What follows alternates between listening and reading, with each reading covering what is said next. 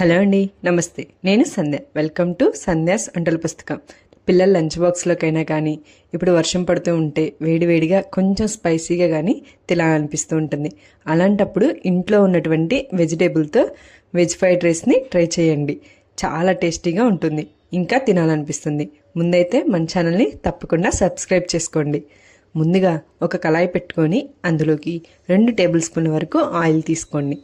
Oil అనేది బాగా heat అయిన తర్వాత 1 టేబుల్ స్పూన్ వరకు జీలకర్రని వేసుకోండి. జీలకర్ర అంతా చిటపట్లాడిపోయిన తర్వాత ఒక మీడియం సైజ్ ఉల్లిగడ్డని ఇలా సన్న ముక్కల్లా కట్ చేసుకొని ఇందులోకి యాడ్ చేసుకొని బాగా ఫ్రై అవ్వనివ్వండి. అందులోకి ఒక మిరపకాయని కూడా ఇలా సన్న ముక్కల్లా కట్ చేసి వేసుకోండి. అలాగే 2 రెబ్బల వరకు కరివేపాకుని కూడా యాడ్ చేసుకొని వీటన్నిటిని కొంచెం బాగా ఫ్రై అవ్వనివ్వండి. ఇలా ఉల్లిపాయ అనేది కొంచెం బాగా ఫ్రై అయిన తర్వాత 1 టేబుల్ స్పూన్ వరకు అల్లం వెల్లుల్లి పేస్ట్ని తీసుకోండి. ఇలా అల్లం వెల్లుల్లి పేస్ట్ని కూడా యాడ్ చేసుకొని ఒకసారి అంతా బాగా కలిసే విధంగా కలబెట్టుకొని అల్లం వెల్లుల్లి పేస్ట్ అనేది పచ్చివాసన పోయేంత వరకు బాగా ఫ్రై చేసుకోవాలి. ఇలా అల్లం వెల్లుల్లి పేస్ట్ మనకి పచ్చివాసన పోయిన తర్వాత ఇక్కడ వెజిటేబుల్స్ని యాడ్ చేసుకోవాలి. నేను ఇక్కడ 1 కప్ వరకు క్యాప్సికమ్, అలాగే క్యారెట్, బీన్స్, క్యాబేజీని ఇలా సన్నగా తరుక్కొని తీసుకుంటున్నాను. ఒకసారి వీటన్నిటిని బాగా కలబెట్టుకోండి. ఇలా కలబెట్టుకున్న తర్వాత ఇందులోకి సాల్ట్ని కూడా యాడ్ చేసుకోండి. సాల్ట్ని కూడా యాడ్ చేసుకొని ఒకసారి బాగా కలబెట్టుకొని మనకి ముక్కలు అనేవి ఒక 70 నుంచి 80% వరకు కుక్ అయ్యే విధంగా చూసుకోవాలి. ఇలా మధ్య మధ్యలో కలిపుకుంటూ ముక్కలు అనేవి బాగా మెత్తపడే విధంగా మనం కుక్ చేసుకోవాలి. ఇలా మెత్తగా ఉండటం వల్ల పిల్లలు కూడా ఈ ముక్కల్ని తినడానికి చాలా బాగా ఇష్టపడతారు.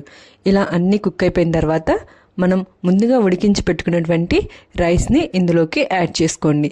బాస్మతి రైస్ అయినా మామూలు రైస్ అయినా కానీ ఇందులోకి యాడ్ చేసుకోవచ్చు. ఇలా యాడ్ చేసుకున్న రైస్ని ఒకసారి అంతా కలిసే విధంగా బాగా కలబెట్టుకోండి.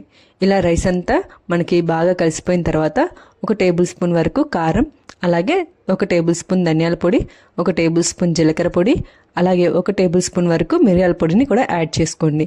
ఆ తర్వాత 1 టేబుల్ స్పూన్ అంతా వెనిగరు, అలాగే 1 టేబుల్ స్పూన్ వరకు సోయా సాస్, మీకు 1 టేబుల్ స్పూన్ వరకు గరం మసాలాని కూడా యాడ్ చేసుకోండి. అలాగే ఒకసారి సాల్ట్ని కూడా యాడ్ చేసుకొని ఫ్లేమ్ అనేది హైలో పెట్టుకొని ఒకసారి వీటన్నిటిని బాగా ఫాస్ట్గా కలిదిప్పుకోవాలి. ఇలా కలిదిప్పుకోవడం వలన మనకి ఫ్రైడ్ రైస్కి ఫ్లేవర్స్ అన్నీ బాగా యాడ్ అయిపోయి చాలా టేస్టీగా ఉంటుంది. ఇలా కలిదిప్పుకోవడం అయిపోయాక ఫైనల్గా కొంచెం కొత్తిమీరని యాడ్ చేసుకొని ఒకసారి బాగా కలిసే విధంగా కలబెట్టుకొని స్టవ్ ఆఫ్ చేసుకొని వేడివేడిగా లంచ్ బాక్స్లోకి సర్వ్ చేసుకోండి. మీరు కూడా ఈ రెసిపీని ట్రై చేసి ఎలా ఉందో నాకు కామెంట్ చేయండి. అలాగే మీకు కనుక నచ్చినట్లయితే లైక్ చేయండి, షేర్ చేయండి.